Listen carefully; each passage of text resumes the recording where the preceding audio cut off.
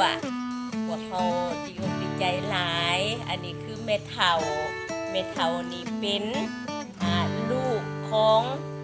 น้องย่าเป็นแม่พ่อเนาะพวกเขามีความผูกพันมีความสามัคคีบ่ทิ้งบ่ปะยังกับมาเขามาแท้ถือว่าตอนนี้พวกเขาก็มีเมเฒ่านี่มาเป็นหลักในการอบอุ่นเล่นเอฟได้นี้กิจกรรมของพวกเขาก็คือพยายามได้ผ่อนคลายได้มีกิจกรรมเพื่อมียังให้ใหญ่การออกกำลังกายนี่เป็นส่วนหนึ่งที่เฮ็ดให้ร่างกายเฮาได้เคลื่อนไหวว่าการเคลื่อนไหวของร่างกายเฮาบ่ได้เคลื่อนไหวแล้วจะเฮ็ดให้เฮามีความอึดอัดมีเงียบกันเป็นเอาอยู่ได้ล่ะอย่างต่างๆอย่างสำคัญอย่างเฮ็ดให้ร่างกายได้เคลื่อนไหวสม่ำเสมออยู่ละล่าก็คือมือเฮานี่ก็พยายามให้มันได้เคลื่อนไหวคือกิจกรรมที่พวกเขาเฮ็ดประจำเพื่อเฮ็ดจังได๋ที่เฮ็ดให้ดูแลคนเจ็บมีปะทะกับอารมณ์อิหยังต่างๆให้พวกเขาหักมือได้บ่เครียดเมื่อได้จิตใจของพวกเขาแข็งพวกเขาก็พร้อมที่จะผ่านผ่าไปด้วยกัน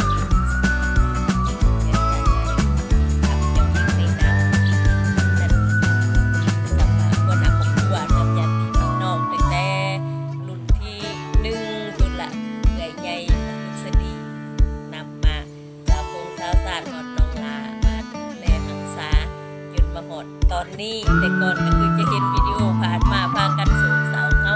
ใจนั่งมือขำแก้มยังต่างๆก็เลยคิดหาว่าเขาสิจัดกิจกรรมจังได๋ที่จะเฮ็ดให้การที่อยู่บ่ให้มีความกดดันการผ่อนคลายเพื่อเฮ็ดให้เขาสบายใจแล้วเขาจะอยู่มีหยังก็บ่เหมือนกันหรือว่าแต่ละทีมเขาก็จะมีกิจกรรมทำเจ้าเองก็จะอาศัยเวลาเสาร์มา ในการจัดกิจกรรมต่างๆเพื่อเห็นคนไทยมียังกับใจมาหากันเนาะเพราะว่าพวกเขามาอยู่นี่เพื่อนแล้วแต่มาจากไล่โบนมาจากทานเมนอยู่วัดตะกุกเดียวกันเนาะแต่ว่าของตัวต่างกันเมื่อเขามาอยู่รวมกันแล้วก็การมาทำความเข้าใจกันใหม่เกี่ยวกับเรื่อง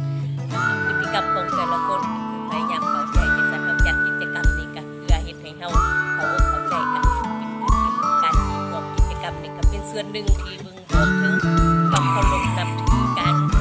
ให้เกียรติซึ่งกันและกันเมเฒ่านี่ก็บ่ได้น้อยหน้าได้โอ้ถ่ายยามใดเนี่ยเอาลง YouTube นี่ขึ้นหน้าปกทุกครั้งสิว่าบ่เด่นกับใจดวงนี่ขึ้นตูหน้าปกทุกครั้งนี่ฝากญาติพี่น้องติดตามเด้อผู้ใดที่